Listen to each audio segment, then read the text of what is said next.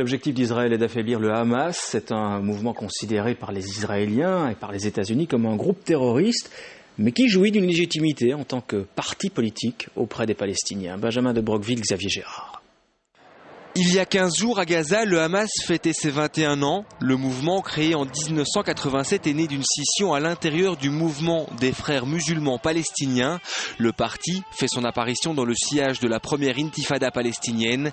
Quelques mois après sa création, une charte est rédigée. L'achat du Hamas affirme le droit du peuple palestinien à la résistance, affirme que la Palestine est une terre waqf, un bien religieux qui appartient aux musulmans, au même titre que beaucoup de partis religieux en Israël disent que la Palestine, c'est la terre biblique du peuple d'Israël. Nous sommes dans la même logique. Le 26 janvier 2006, le Hamas remporte les élections législatives palestiniennes. Le parti obtient 56% des sièges, loin devant le Fatah. Mahmoud Abbas, le président palestinien, nomme alors Ismaël Haniyeh Premier ministre. Considérant le Hamas comme une association terroriste, Israël n'a jamais reconnu cette victoire. Il y a eu toujours des actes qu'on peut facilement qualifier de terroristes. À l'évidence, les attentats suicides sont des actes terroristes qui politiquement ne sont pas rentables, militairement inutiles et moralement inacceptables.